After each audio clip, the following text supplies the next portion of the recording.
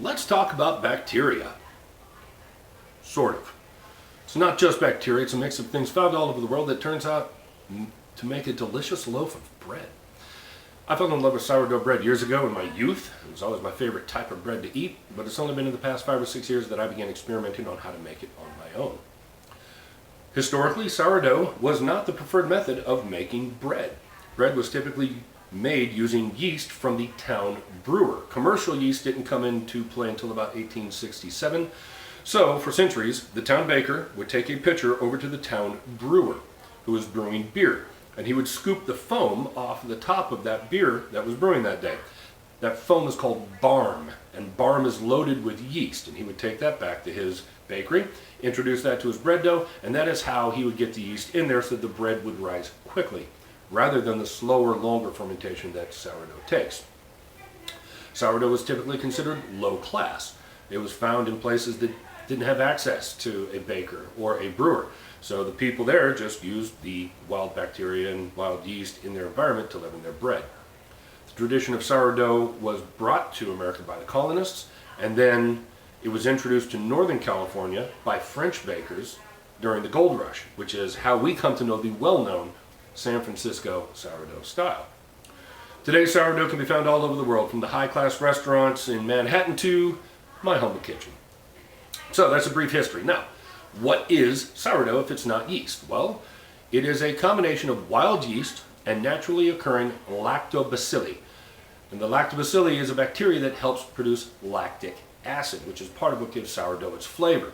This can also be called a SCOBY, symbiotic combination of bacteria and yeast. And SCOBYs are used all over the culinary world. If you've ever drank kombucha, that was produced by a SCOBY. A lot of vinegars out there are produced by a SCOBY. So we, mankind, have been using wild bacteria and wild yeast for a long, long time to make all the things that we like. You can start your own sourdough starter from scratch, and in many areas I have not had success. Maybe it was just the elevation I lived. Maybe it was too dry. Maybe it didn't have the right environment. I've never been able to start my own.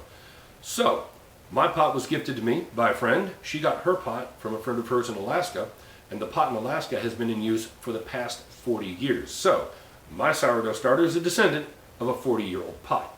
Given that it's a living organism and that the environment it is in now is different from where it came from, the flavor in my starter is eventually going to change to reflect the fact that every time I open the jar and I use it, I'm introducing wild yeast, wild bacteria from northern Idaho, not Alaska.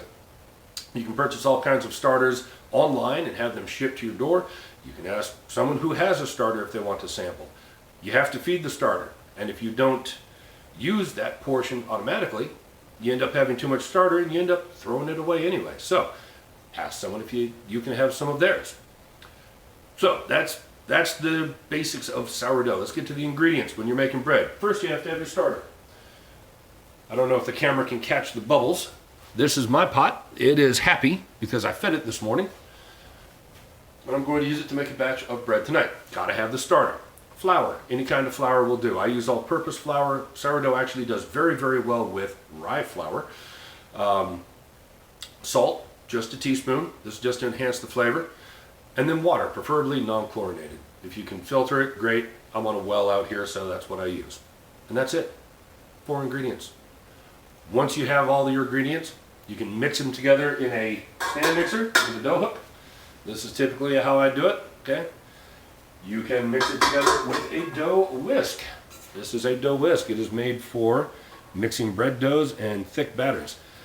It's a lot easier to clean than a normal whisk when you're dealing with flour. Or you can just do it the old-fashioned way and get your hands dirty. Just make sure to wash your hands first.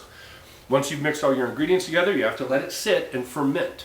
Okay, because you're using wild yeast and bacteria, it takes longer to rise. Also, the longer it sits and ferments, the stronger that sourdough flavor is going to be, which is kind of the whole point of making sourdough bread. I let mine sit on the counter in a covered bowl until I'm ready to go to bed. And then I put it in the fridge. It's going to continue to ferment in the fridge just fine. In the morning, I take it out, put it on the counter, let it get to room temperature. And I try to let my sourdough ferment for about 24 hours. Once the 24 hours has passed, you separate it into 2 halves, shape the dough into a ball, and place each ball into a cast iron Dutch oven with a lid. If you don't have a cast iron Dutch oven with a lid, you can shape the ball, put it on a baking tray, but you're going to have a pan with hot water underneath it in the oven. The steam is important. The steam prevents the crust from forming too quickly, and that allows all those air pockets to form into steam pockets inside the dough, and you get what is called oven spring. Okay, if you don't have the steam, you don't get the oven spring. You're going to bake for 425 for 20 minutes. After 20 minutes, take the lid off, remove the pan of water, put it back, keep the bread in there for another 20 minutes. After a total of 40 minutes, you can pull the bread from the oven and let it cool on a rack. Do not cut it open for an hour.